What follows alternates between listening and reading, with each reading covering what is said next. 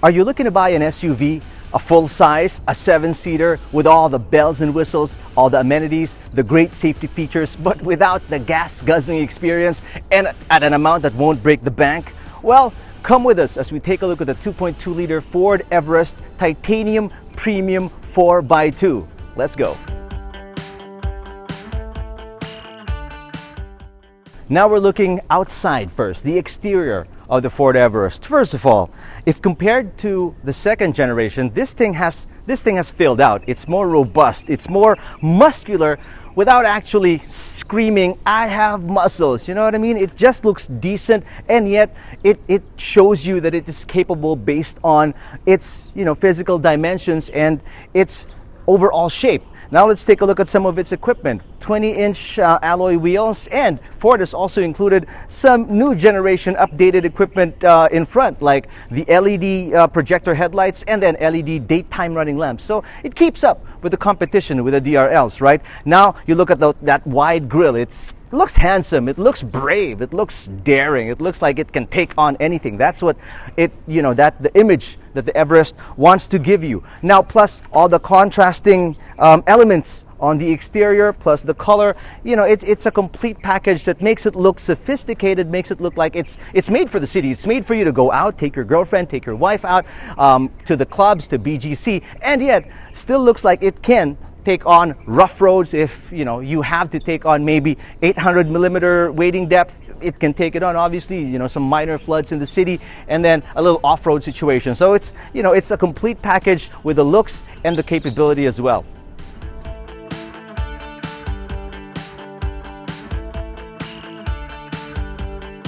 Welcome inside the Everest, and as you can see, I don't know if you can zoom in, but there's plenty of leather in here. Leather steering wheel, leather on top of the dashboard, the leather seats, leather cover of the center console, and then there are some elegant looking shiny plastics that make it look luxurious to a certain extent. The seats are comfortable.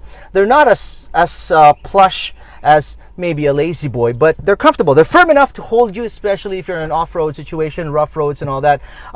The system uses Sync 3 now, which it works better in a conversational manner now. You don't have to memorize certain spiels for it to function. So it's you can dictate commands via your voice with this system. Plus it has two USB ports and various other functionalities, including Bluetooth, and then the sunroof, which is always a nice feature to have, especially if you're on a long drive out of town.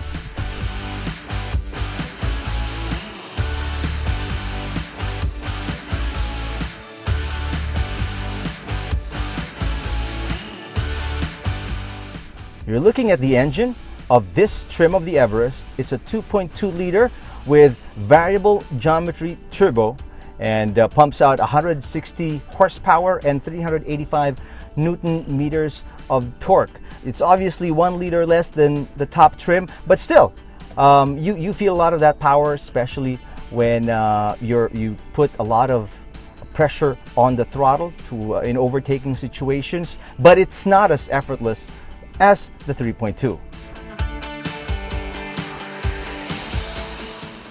Driving the Everest, one of the things I like about this type of vehicle, especially the Everest, is the fact that it has a very high ground clearance. It boasts of 800 millimeters of wading depth, so you really have a good view of the road, good view of the vehicles in front, maybe even good view of the traffic up ahead in case it's really backed up, right?